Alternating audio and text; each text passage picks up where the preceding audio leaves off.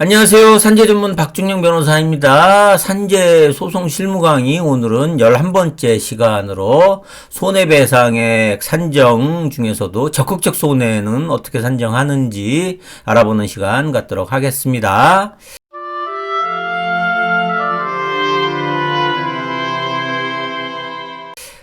산재를 비롯해서 모든 손해배상 소송에 있어서 손해배상액을 산정할 때는 손해 3분설이라 그래갖고 적극적 손해, 소극적 손해, 그 다음에 정신적 손해 이렇게 세 가지로 나뉘어집니다. 그 중에서 오늘은 적극적 손해에 대해서 살펴보도록 하겠습니다.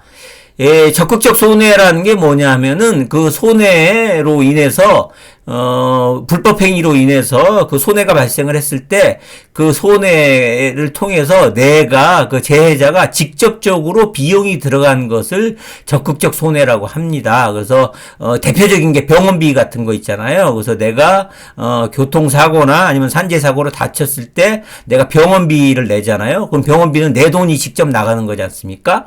이런 직접적으로 내 돈이 나가는 것. 그래서 이거를 반대 소극적으로 나가야 될 게 안 나간 것을 이제 반대되는 적극적으로 안 나가야 될 게 나간 것, 요걸 적극적 손해라고 합니다. 그래서 대표적으로 여기 보시는 것처럼 이제 요 치료비가 대표적인 적극적 손해가 되겠죠.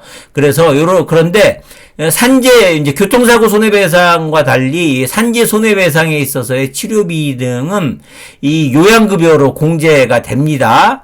그래서 요양급여를 받게 되죠. 그래서 산재사고의 경우에는 근로복지공단에서 요양급여가 지급이 돼서 근로복지공단에서 병원으로 직접 병원비, 수술비 이런 걸 직접 보내줘요. 그래서 특별한 경우 아니면은 손해배상 청구할 때 요양급여로 공제되기 때문에 사업주에게 손해배상 청구액으로 치료비 들어간 청구하는 경우는 거의 없습니다. 그런데 이 상태에 따라서 비급여 병원비가 많이 나오는 경우가 있어요. 그래서 비급여 병원비가 실질적으로는 얼마 안 나오는데 그 산재의 수술이나 그러니까 치료의 상태에 따라서 비급여로 해갖고 본인이 직접 이제 근로복지공단에서 지급이 안 되기 때문에 본인이 직접 병원에 내야 되는 경우들이 있어요. 그래서 이런 경우에는 그 따로 손해배상액 산정을 할 때 여러분들이 그 비급여 병원비 영수증, 그래서 영수증을 따로 변호사 사무실에 가져오셔야지 요 액수까지 청구가 가능합니다. 그 다음에 이제 제일 많이 적극적 손해액으로서 제일 많이 산정되는 게 개호비라는 겁니다. 개호비라는 건 뭐냐면은 다치신 분이 이게 활동을 못 하시는 경우에 그분에 대해서 옆에 이제 간병을 하시는 간병비라는 거죠. 그래서 요 개호비의 경우에는 기왕의 개호비, 그러니까 손해배상을 산정할 때까지 그동안 내가 직접적으로 낸 개호비는 의 경우에는 이제 근로복지공단에서 그 일부 액수로 간병료라는 게 나옵니다. 그래서 그 일부 액수로서 간병료, 이종요양비로서의 간병료가 일부 공개가 된다는 점 개호비 산정할 때는 알고 계시고요. 근데 장래 개호비의 경우에는 장래 예상되는 간병급여가 있는데 그래서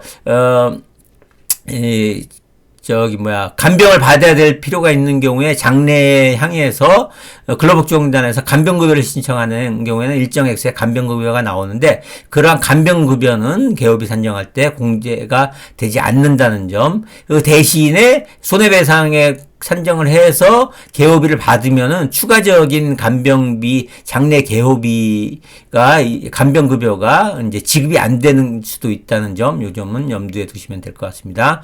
그 다음에 마지막으로 이제 적극적 손해액으로서 장례비가 있는데 이 장례비의 경우에는 다른 이제 사망사고 같은 경우에는 이제 장례비는 사망사고의 경우에 이제 지급이 되는데 청구를 할 수 있는데 장례비도 청구를 할 수 있는데 이 장례비의 경우에는 이제 일반 교통사고나 다른 사고로 인한 사고의 경우에는 그 가해자한테 장례비를 청구하게 되는데 이 산재사고에 있어서는 사망사고의 경우 근로복지공단에서 장의비라는 것을 수령을 해요. 그래서 우리 산재사고에 있어서는 장례비는 별도로 청구하지 않는다 하는 점 알고 계시면 될 것 같습니다. 요 정도.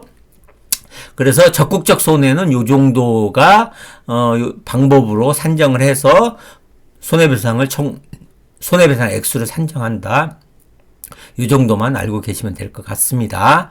예, 오늘은 산재 소송 실무 강의 11번째 시간으로서 손해배상액 산정 방법 중에서 적극적 손해는 어떻게 산정되는지 알아보는 시간 가졌습니다. 감사합니다.